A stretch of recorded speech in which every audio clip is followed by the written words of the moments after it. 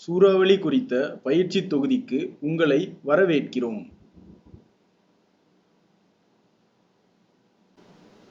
இந்த தொகுதியின் முடிவில் கீழ்க்கண்டவற்றில் நீங்கள் தெளிவு பெற்றிருப்பீர்கள்.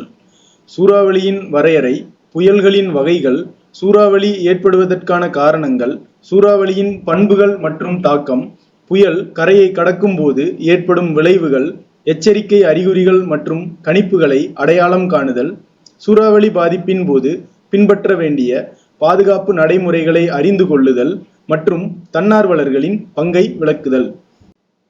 சூறாவளி என்பது குறைந்த வளிமண்டல அழுத்தத்தின் வலுவான மையத்தைச் சுற்றி சுழலும் ஒரு பெரிய அளவிலான காற்றின் அழுத்தமாகும். இவை வலுவான காற்றுடன் வடக்கு அரைக்கோளத்தில் எதிரெதிர் திசையிலும் தெற்கு அரைக்கோளத்தில் கடிகார திசையிலும் சுழலும். புயல்கள் பூமியில் மிக தீவிரமான புயல்களாக இருக்கலாம். சுழலும் காற்று உயர்ந்து குளிர்ந்து மேகங்கள் மற்றும் மழைப்பொழிவை உருவாக்குகிறது. ஆன்டி-சைக்ளோன் என்பது சூறாவளிக்கு எதிரானது. ஆன்டி-சைக்ளோன் காற்றுகள் வடக்கு அரைக்கோளத்தில் உயர் அழுத்த மையத்தை சுற்றி கடிகார திசையில் சுழல்கின்றன. மேலிருந்து காற்று உள்ளே வந்து தரையில் மூழ்கும். உயர் அழுத்த மையங்களில் பொதுவாக நிலையான வானிலை இருக்கும். சூறாவளி என்பதில் முக்கியமாக புயலின் கண் மற்றும் புயலின் முன்பகுதி ஆகியவை அடங்கும். ஒரு சூறாவளியின் கண் என்பது குறைந்த அழுத்த பகுதி ஆகும். அங்கு அழுத்தம் அதன் சுற்றுப்புறத்துடன் ஒப்பிடும்போது மிக குறைவாக இருக்கும். சூடான மற்றும் குளிர்ந்த காற்று நிறைகள் சந்திக்கும் எல்லையின் முன்பகுதி என்று அழைக்கப்படுகிறது. அடுத்தபடியாக பல்வேறு வகையான சூறாவளிகளை பற்றி அறிந்து கொள்வோம். 2 வகையான சூறாவளிகள் உள்ளன. அவை மத்திய அட்சரேகை சூறாவளிகள் மற்றும் வெப்பமண்டல சூறாவளிகள். மேலும் அறிய ஒவ்வொரு படத்தையும் அழுத்தவும். இதுவரை பல்வேறு வகையான சூறாவளிகளை பற்றி விவாதித்தோம். அடுத்து சூறாவளிக்கான காரணங்களை புரிந்து கொள்வோம். மத்திய அட்சரேகை சூறாவளிகள் மத்திய அட்சரேகைகளில் குளிர்கால புயல்களுக்கு முக்கிய காரணமாகும். அவை குறைந்த அழுத்த மையம் மற்றும் மாறுபட்ட வானிலையுடன் கூடிய முன்னணியில் உருவாகும் பெரிய வானிலை அமைப்புகளாகும். வெப்பமண்டல புயல்கள் சூறாவளி என்று அழைக்கப்படுகிறது. வெப்பமண்டல சூறாவளிகள் அழிவுகரமான புயல்களாகும். அவை சூடான கடல் நீரில் உருவாகும் வலுவான காற்று குறைந்த அழுத்த கண்ணை மையமாக கொண்டுள்ளது. வெப்பமண்டல சூறாவளிகளுக்கு பல பெயர்கள் உள்ளன. அவை வடக்கு அட்லாண்டிக் மற்றும் கிழக்கு பசிபிக் பெருங்கடல்களில் சூறாவளி என்றும், மேற்கு பசிபிக் பெருங்கடலில் புயல்கள் என்றும், இந்திய பெருங்கடலில் வெப்பமண்டல சூறாவளி என்றும், ஆஸ்திரேலியாவுக்கு அருகிலுள்ள நீரில் வில்லி வில்லி என்றும் அழைக்கப்படுகின்றன. புயல் அல்லது சூறாவளி என்று அழைக்கப்படும் சூறாவளிகள் சக்தி வாய்ந்த மற்றும் அழிவுகரமான வெப்பமண்டல புயல்களாகும். ஒரு சூறாவளியின் உருவாக்கம் சூடான கடல்களில் இருந்து ஒரு ஈரப்பதமான காற்று வெகுஜனத்தை உருவாக்குகிறது. இது உயர்ந்து வெப்பமண்டல தாழ்வு எனப்படும் குறைந்த அழுத்த களத்தை உருவாக்குகிறது. இந்த காற்றழுத்த தாழ்வை சுற்றி இடியுடன் கூடிய மழை உருவாகிறது. மேலும் வெப்பநிலை 28 டிகிரி செல்சியஸை தாண்டினால் காற்றானது குறைந்த அழுத்தத்தை சுற்றி எதிரெதிர் திசையில் சுழலும். நீராவி ஒடுங்கி மறைந்த வெப்பத்திலிருந்து ஆற்றலை வெளியிடுகிறது. சூறாவளி என்பது அதிவேக காற்று, அதிக மழை மற்றும் சக்தி வாய்ந்த புயல் எழுச்சியுடன் கூடிய பெரிய புயல்களாகும். புயல் சூறாவளியை உருவாக்குகிறது மற்றும் இது ஒரு நாளில் 800 கிலோமீட்டர்கள் வரை பயணிக்கும். ஒரு சூறாவளி நிலத்தை தாக்கிய பிறகு ஆற்றலையும் வேகத்தையும் இழக்கிறது. இருப்பினும் சிதறல் செயல்முறை உடனடியாக ஏற்படுவது இல்லை. புயலின் சேதமானது புயலின் எழுச்சி, வெள்ளம், தீவிரமான காற்று, சூறாவளி மற்றும் இடி மின்னல் ஆகியவற்றினால் ஏற்படுகிறது. சூறாவளியின் காரணங்கள் என்ற வீடியோவில் ஒரு புயலின் மையம் கடலில் இருந்து நிலத்தை கடப்பதை கண்டோம். இந்த குறிப்பிட்ட நிகழ்வு புயல் கரையை கடப்பது என்று குறிப்பிடப்படுகிறது. இந்த நிகழ்வை இப்பொழுது விரிவாக விவாதிப்போம். புயல் கரையை கடப்பது என்பது ஒரு கடலோர பகுதியுடன் கூடிய வெப்பமண்டல சூறாவளியின் மையத்தின் குறுக்குவெட்டு ஆகும். வேறு வார்த்தைகளில் கூறுவதானால், புயல் கரையை கடப்பது என்பது சூறாவளியின் கண் தண்ணீரில் இருந்த பின் நிலத்தை நோக்கி நகரும் நிகழ்வு ஆகும். புயல் நிலத்தை தாக்கியது அல்லது வந்துவிட்டது என்று இது அர்த்தப்படுவதில்லை. சூறாவளி கரையை கடப்பதற்கு சில மணி நேரங்களுக்கு முன்பு மழை மற்றும் தூசி புயல்களை கொண்டு வருகிறது. புயல் கரையை கடக்கும் போது பலத்த காற்று, பலத்த மழை மற்றும் கடல் சீற்றத்தை அதிகரிக்கிறது. இவை அப்பகுதிகளில் வசிக்கும் மக்களுக்கு அச்சுறுத்தலாக உள்ளது. ஒரு சூறாவளி அல்லது சூறாவளி நிலத்தை தாக்கிய பிறகு அதன் ஆற்றலையும் வேகத்தையும் இழக்கத் தொடங்கும். சூடான கடல் நீரில் இருந்து ஆற்றல் பெறாததே இதற்கு காரணமாகும். இருப்பினும் இது மிக விரைவாக நடக்காது. சூறாவளிகள் எவ்வாறு அழிவுகரமானவை மற்றும் சொத்துக்களுக்கும் மனித உயிர்களுக்கும் குறிப்பிடத்தக்க சேதத்தை ஏற்படுத்தும் என்பதை இப்போது பார்த்தோம். பாதிக்கப்பட்ட பகுதிகளில் உள்ள மக்கள் தேவையான முன்னெச்சரிக்கை நடவடிக்கைகளை எடுக்கவும், காயம் அல்லது உயிரிழப்பு அபாயத்தை குறைக்கவும் சரியான நேரத்தில் எச்சரிக்கை அமைப்பு உதவுகிறது. ஒரு எச்சரிக்கையின் பல்வேறு நிலைகளை அடுத்து அறிந்து கொள்வோம். மாநில அரசு அதிகாரிகளுக்கு 4 கட்டங்களாக சூறாவளி எச்சரிக்கை விடுக்கப்படுகிறது. அவை சூறாவளிக்கு முந்தைய கண்காணிப்பு, புயல் எச்சரிக்கை, சூறாவளி எச்சரிக்கை மற்றும் புயல் கரையை கடப்பது ஆகும். மேலும் அறிய ஒவ்வொரு வட்டத்திற்கும் சுட்டியை இழுக்கவும். சூறாவளிக்கு முந்தைய கண்காணிப்பு 72 மணி நேரத்திற்கு முன்பே வெளியிடப்படும் மற்றும் இந்திய பெருங்கடல் அல்லது அரபிக்கடலில் ஏற்படும் சூறாவளி குழப்பத்தின் வளர்ச்சி பற்றிய முன்னறிவிப்பை கொடுக்கும். சூறாவளி வெப்பமண்டல சூறாவளியாக தீவிரமடையும் போது கடலோர பகுதி மோசமான வானிலையால் பாதிக்கப்படுகிறது. இந்த முன்கூட்டிய எச்சரிக்கையானது இந்திய வானிலை ஆய்வு மையத்தால் வெளியிடப்பட்டு இந்திய அரசின் மூத்த அதிகாரிகள் மற்றும் சம்பந்தப்பட்ட கடல்சார் மாநிலங்களின் தலைமைச் செயலாளர்களுக்கு அனுப்பப்படுகிறது.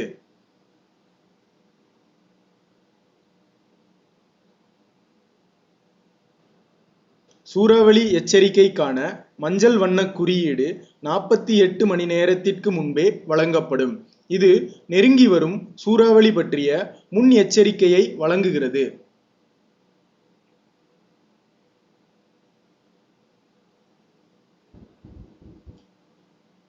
சூறாவளி எச்சரிக்கைக்கான ஆரஞ்சு வண்ண குறியீடு இது 24 மணி நேரத்திற்கு முன்பே வழங்கப்படுகிறது. இது சூறாவளியின் நிலை, தீவிரம், கரையை கடக்கும் தருணம், இடம், எழுச்சி, உயரம், சேதம் போன்ற பரிந்துரைக்கப்பட்ட செயல்களை அறிவிக்கிறது.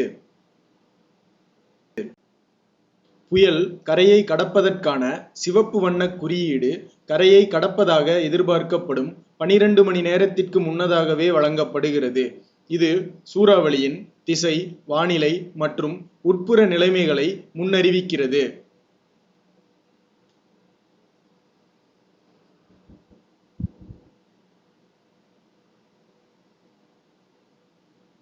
இதுவரை நீங்கள் சூறாவளி, அதன் வகைகள், அதன் காரணங்கள் மற்றும் 4 நிலை எச்சரிக்கைகளை பற்றி அறிந்துள்ளீர்கள். இப்போது தலைப்பை பற்றிய உங்கள் புரிதலை சரிபார்க்க ஒரு செயலை மேற்கொள்வோம்.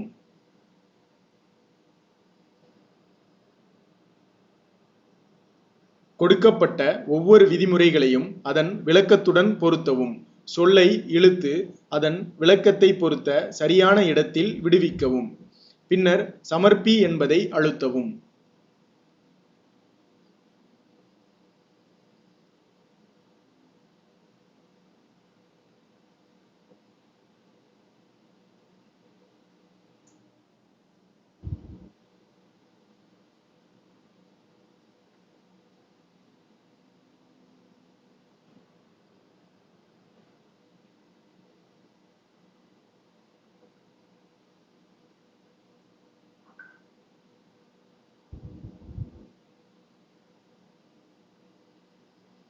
இப்போது புயல் அச்சுறுத்தல் ஏற்பட்டால் எடுக்க வேண்டிய தேவையான நடவடிக்கைகளை பார்ப்போம்.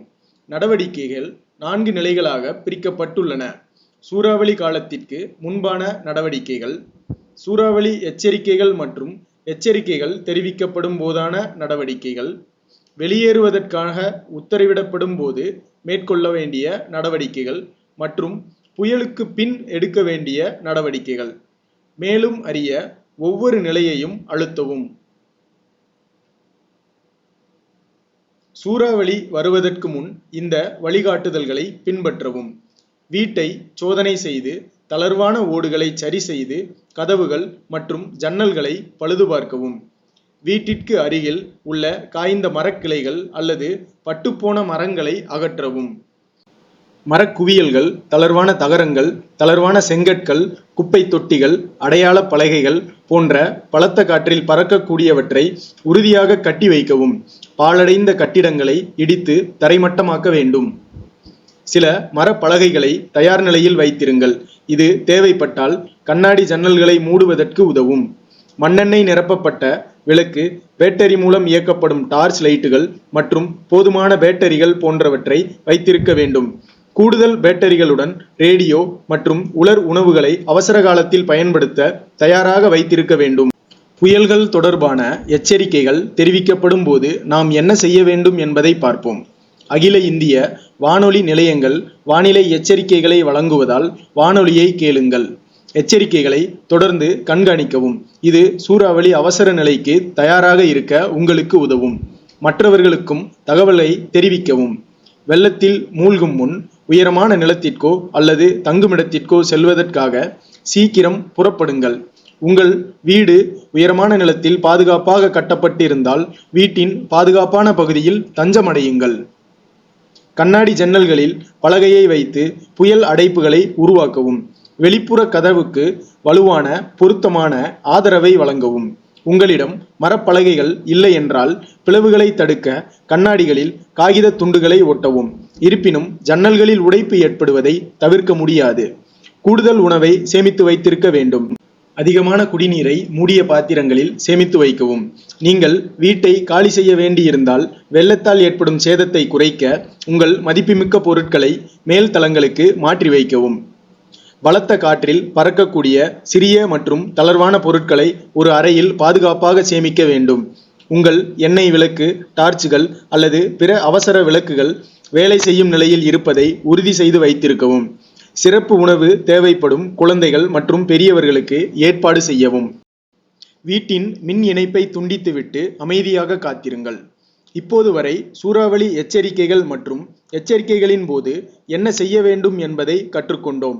இப்பொழுது என்ன செய்யக்கூடாது என்பதை பார்ப்போம். வதந்திகளை பரப்ப வேண்டாம். இது பீதியான சூழ்நிலைகளை தவிர்க்க உதவும். அதிகாரப்பூர்வ தகவலை மட்டும் நம்புங்கள். உங்கள் பகுதி சூறாவளி எச்சரிக்கையில் இருக்கும்போது தாழ்வான கடற்கரைகள் அல்லது கடற்கரைக்கு அருகில் உள்ள பிற தாழ்வான பகுதிகளுக்கு செல்ல வேண்டாம். தாமதிக்காமல் புயலில் சிக்கி தவிக்கும் சாத்தியக்கூறிலிருந்து உடனடியாக வெளியேறுங்கள். காலி செய்யும்படி அறிவிப்பு வந்தால் உங்கள் வீட்டை விட்டு வெளியேற தயங்காதீர்கள். காற்றை எதிர்கொள்ளும் பக்கத்தில் ஜன்னல்கள் மற்றும் கதவுகளை திறக்க வேண்டாம். சூறாவளியின் மையம் உங்கள் வீட்டை நேரடியாக கடந்து சென்றால் காற்று மற்றும் மழையானது அரை மணி நேரம் அல்லது அதற்கு மேல் நீடிக்கும். இந்த நேரத்தில் வெளியில் செல்ல வேண்டாம். ஏனென்றால் ஓய்ந்த உடனேயே புயல் மீண்டும் தொடங்குவதற்கான வாய்ப்புள்ளது.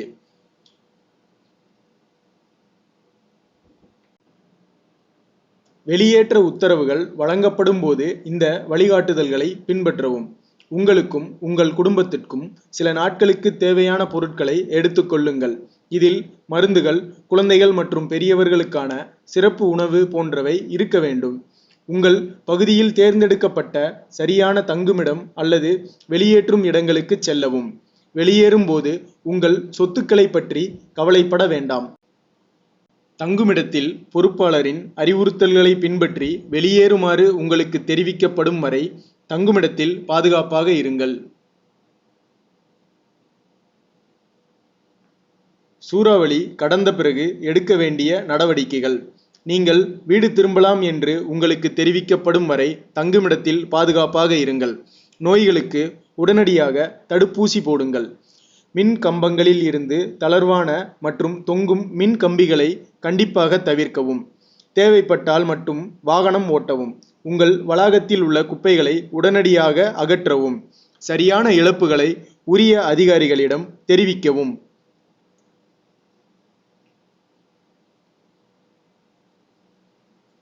இப்பொழுது ஒரு புயல் நிகழ்வில் தன்னார்வலர்களின் பங்கை பார்ப்போம். தன்னார்வலர்கள் சுத்தமான தண்ணீர் மற்றும் கெட்டுப்போகாத உணவு விநியோகத்தில் தீவிரமாக பங்கேற்கலாம். வீடுகளை சேற்றில் இருந்து சுத்தம் செய்வதற்கும், இடிந்த வீடுகள் மற்றும் கடைகளை அகற்றுவதற்கும் அவர்கள் உதவலாம். விழுந்த மரங்கள் மற்றும் பிற குப்பைகளை அகற்றவும் உதவலாம்.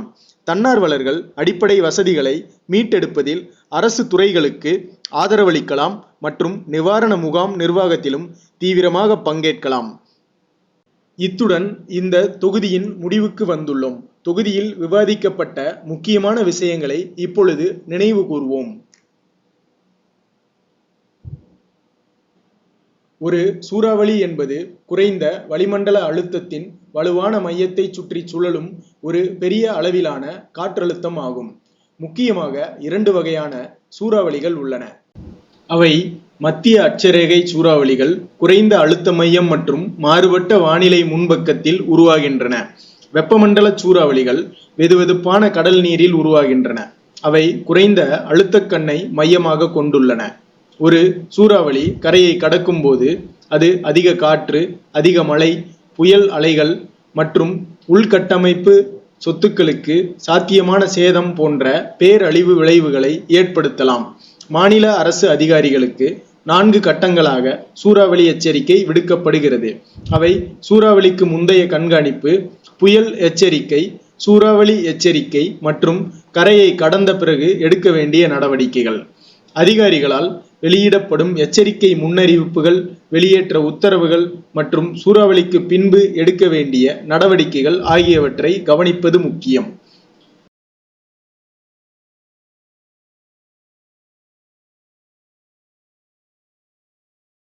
இப்போது தலைப்பை பற்றிய உங்கள் புரிதலை சரிபார்க்க வேண்டிய நேரம் இது. இது ஒரு மதிப்பீட்டு பயிற்சி. அனைத்து வினாக்களும் சம மதிப்பெண் கொண்டவை. தேர்வில் தேர்ச்சி பெற குறைந்தபட்சம் 60% மதிப்பெண் பெற்றிருக்க வேண்டும். கேள்விகளை கவனமாக படித்து பொருத்தமான விடையை தேர்ந்தெடுக்கவும்.